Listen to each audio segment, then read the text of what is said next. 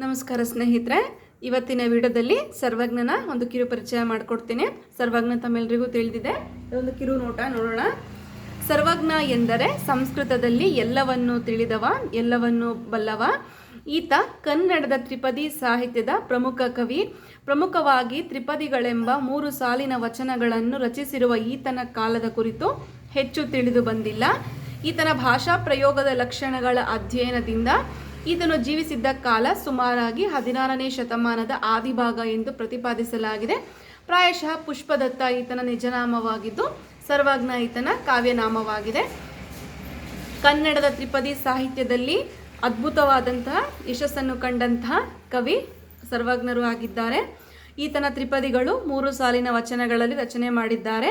ಈತನ ಭಾಷಾ ಪ್ರಯೋಗದ ಲಕ್ಷಣಗಳ ಆಧಾರದ ಮೇಲೆ ಈತನು 16ನೇ ಶತಮಾನದ ಆದಿಭಾಗದಲ್ಲಿ ಜೀವಿಸಿದ್ದರು ಎಂದು ಹೇಳಬಹುದಾಗಿದೆ. ಈತ ನಿಜನಾಮ ಪುಷ್ಪದತ್ತ, ಕಾವ್ಯನಾಮ ಸರ್ವಜ್ಞ ಆಗಿದೆ. ಜನನ ಮತ್ತು ಬಾಲ್ಯ. ಸರ್ವಜ್ಞ ಜನಿಸಿದ್ದು ಹಾವೇರಿ ಜಿಲ್ಲೆಯ ರಟ್ಟಿಹಳ್ಳಿ ತಾಲೂಕಿನ ಅಂಬಲೂರ ಮಾಸೂರು. ಈಗ ಸರ್ವಜ್ಞನ ಮಾಸೂರು ಎಂದೇ ಪ್ರಸಿದ್ಧಿಯನ್ನು ಪಡೆದಿದೆ. ಈತನ ತಂದೆ ಬಸವರಸ, ತಾಯಿ ಕುಂಬಾರಮಾಳೆ, ಸಾಕುತಾಯಿ ಮಲ್ಲಕ್ಕ. ಹಾವೇರಿ ಜಿಲ್ಲೆಯ ಹಿರೇಕೆರೂರು ತಾಲೂಕು ಮಾಸೂರಿನಲ್ಲಿ ವಾಸವಾಗಿದ್ದಂತಹ ಆರಾಧ್ಯ ಬ್ರಾಹ್ಮಣ ಕುಟುಂಬಕ್ಕೆ ಸೇರಿದ್ದ ಬಸವರಸನು ಎಷ್ಟು ದಿನಗಳಾದರೂ ಮಕ್ಕಳಾಗದಿದ್ದಾಗ ಮಲ್ಲಮ್ಮನನ್ನು ಸಮಾಧಾನ ಮಾಡಿ ಪುತ್ರ ಸಂತಾನದ ವರವನ್ನು ಪಡೆಯಲು ಕಾಶಿ ಕ್ಷೇತ್ರಕ್ಕೆ ತೆರಳುತ್ತಾನೆ. ಭಕ್ತಿಯಿಂದ ಸೇವೆ ಮಾಡಿದ ಬಸವರಸನಿಗೆ ಕಾಶಿ ವಿಶ್ವನಾಥನು ಕನಸಿನಲ್ಲಿ ಪ್ರತ್ಯಕ್ಷನಾಗಿ, ನಿನಗೆ ಪುತ್ರ ಸಂತಾನ ಪ್ರಾಪ್ತಿಯಾಗುವುದು, ಹುಟ್ಟುವ ಮಗು ನನ್ನ ಪ್ರಸಾದದಿಂದ ಮಹಾಜ್ಞಾನಿಯಾಗುವವನು ಎಂದು ಹೇಳಲು ಆನಂದ ಭರಿತನಾದ ಬಸವರಸನು ಪ್ರಾತಃ ಕಾಲದಲ್ಲಿಯೇ ಎದ್ದು ಪವಿತ್ರ ಗಂಗಾ ಸ್ನಾನ ಮಾಡಿ ವಿಶ್ವನಾಥನನ್ನು ಅರ್ಚಿಸಿ ಪ್ರಸಾದಗಳೊಂದಿಗೆ ತನ್ನ ಗ್ರಾಮದ ಹಾದಿಯನ್ನು ಹಿಡಿದನು.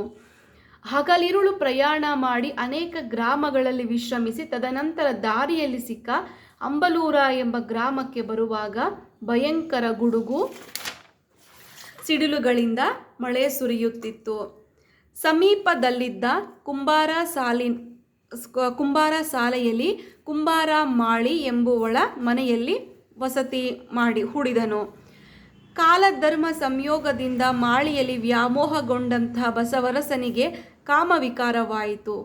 ಕಾಶಿಯಿಂದ ತಂದ ತೀರ್ಥ ಪ್ರಸಾದಗಳನ್ನು ಅವಳಿಗೆ ಕೊಟ್ಟು ಅವಳ ಸಂಗ ಬಯಸಿದ.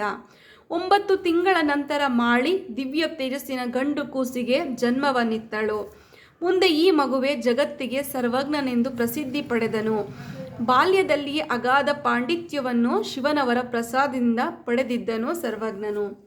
ತಂದೆ ತಾಯಿಗಳಿಂದ ಅಗಲಿ ಪುಣ್ಯ ಕ್ಷೇತ್ರಗಳನ್ನು ಗುರುಮಠಗಳನ್ನು ಭೇಟಿ ಮಾಡಿ ಜ್ಞಾನಾರ್ಜನೆ ಮಾಡಿದನು. ಎಲ್ಲ ಶಾಸ್ತ್ರಗಳ ಜ್ಞಾನವನ್ನೂ ಸಂಪಾದಿಸಿದನು. ಅವನ ಜನಪ್ರಿಯ ವಚನಗಳು ಅವನ ಬಗ್ಗೆ ಸಾಕಷ್ಟು ಮಾಹಿತಿಗಳನ್ನು ಒದಗಿಸಿವೆ. ಅವನು ರಚಿಸಿದ ತ್ರಿಪದಿಗಳು ಲೆಕ್ಕವಿಲ್ಲ. ಅವನು ಆಶುಕವಿಯಾದ್ದರಿಂದ ಎಷ್ಟೋ ಕವನಗಳು ಅವನ ಸ್ಮೃತಿಯಲ್ಲೇ ಉಳಿದಿರಬಹುದು ಎಂದು ಹೇಳಬಹುದು. ಸುಮಾರು 7070 ಲಭ್ಯವಿದೆ ಎಂದು ತಜ್ಞರ ಅಭಿಪ್ರಾಯವಾಗಿದೆ. ಈತನ ತ್ರಿಪದಿಗಳು ತಮ್ಮ ಸರಳತೆ ಮತ್ತು ಪ್ರಾಸಬದ್ಧತೆಯಿಂದ ಜನಪ್ರಿಯವಾಗಿವೆ. ಈ ತ್ರಿಪದಿಗಳು ಮುಖ್ಯವಾಗಿ ನೈತಿಕ ಮತ್ತು ಸಾಮಾಜಿಕ ಮತ್ತು ಧಾರ್ಮಿಕ ವಿಷಯಗಳನ್ನು ಕುರಿತವು. ಹಲವು ಒಗಟುಗಳು ಸಹ ಸರ್ವಜ್ಞನ ತ್ರಿಪದಿಗಳಲ್ಲಿವೆ. ನೋಡೋದಲ್ಲ ಸ್ನೇಹಿತರೆ, ಇದಿಷ್ಟು ಸರ್ವಜ್ಞನ ಜನನ ಮತ್ತು ಬಾಲ್ಯ. ಈತನ ತಾಯಿ ಕುಂಬಾರಮಾಳೆ, ಸಾಕುತಾಯಿ ಮಲ್ಲಕ್ಕ. ಯಾರಿಗೆಲ್ಲ ವಿಡಿಯೋ ಇಷ್ಟ ಆಯಿತು ಅಂತಾದರೆ ದಯವಿಟ್ಟು ನನ್ನ ಚಾನಲ್ ಸಬ್ಸ್ಕ್ರೈಬ್ ಮಾಡಿ, ಸಪೋರ್ಟ್ ಮಾಡಿ. Thank you for watching.